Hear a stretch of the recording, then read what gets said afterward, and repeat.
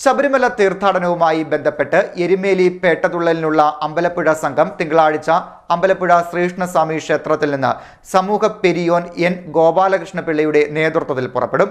രഥഘോഷയാത്രയായി സംഘത്തെ മുൻ സമൂഹ പെരിയോനും സംഘം രക്ഷാധികാരിയുമായ കളത്തിൽ ചന്ദ്രശേഖരൻ നായർ യാത്രയാക്കും.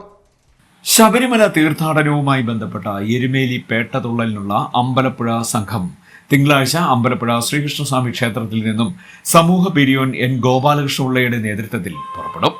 ഇരുമുടി കെട്ട് നിറച്ച് സ്വാമിമാർ അമ്പലപ്പുഴ ക്ഷേത്രത്തിൽ വിരിവെച്ച ശേഷം തിങ്കളാഴ്ച രാവിലെ 6:30 ക്ഷേത്രത്തിൽ ചുറ്റുവിളക്കുകൾ തെളിയിച്ച് പ്രത്യേക വഴിപാടുകൾ നടത്തി 10 നാൾ നീളുന്ന യാത്രയ്ക്ക് തുടക്കം കുറിക്കും.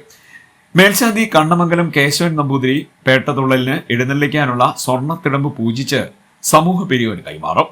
രഥഘോഷയാത്രയായി സംഘത്തെ മുൻ സമൂഹ പെരിയോനും സംഘം രക്ഷാധികാരിയുമായ കളത്തിൽ ചന്ദ്രശേഖരൻ നായർ യാത്രയാക്കും. സമീപ പ്രദേശങ്ങളിൽ സഞ്ചരിക്കുന്ന സംഘം വൈകിട്ട് ക്ഷേത്രങ്ങളിൽ വിശ്രമിച്ച് 7 രാവിലെ യാത്ര തിരിക്കും. 8-ാം തീയതി മല്ലപ്പള്ളി ക്ഷേത്രത്തിൽ ഉച്ചഭക്ഷണത്തിന് ശേഷം മണിമലക്കടവ് ദേവി ക്ഷേത്രത്തിലെത്തും. 9-ാം തീയതി മണിമലക്കടവിൽ ആഴിപൂജയ്ക്ക് ശേഷം 10-ാം തീയതി എരുമേലിയിലെത്തും.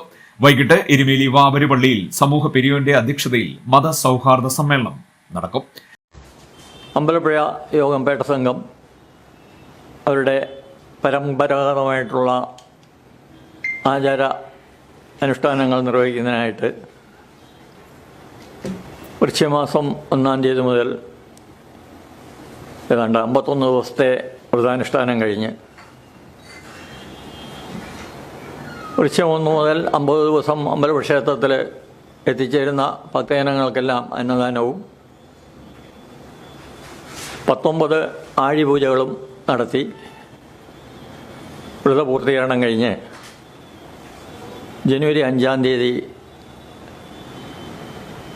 ഗുരുസ്വാമിമാരുടെ ശിക്ഷാന്തത്തിൽ കെട്ടുനിറച്ച് അമ്പലപ്പുഴ ക്ഷേത്രത്തിൽ വന്ന് വിശ്രമിച്ച് അവരുടെ ശബരിമല യാത്രയ്ക്കുള്ള ഒരുക്കങ്ങൾ പൂർത്തീകരിക്കുകയാണ്.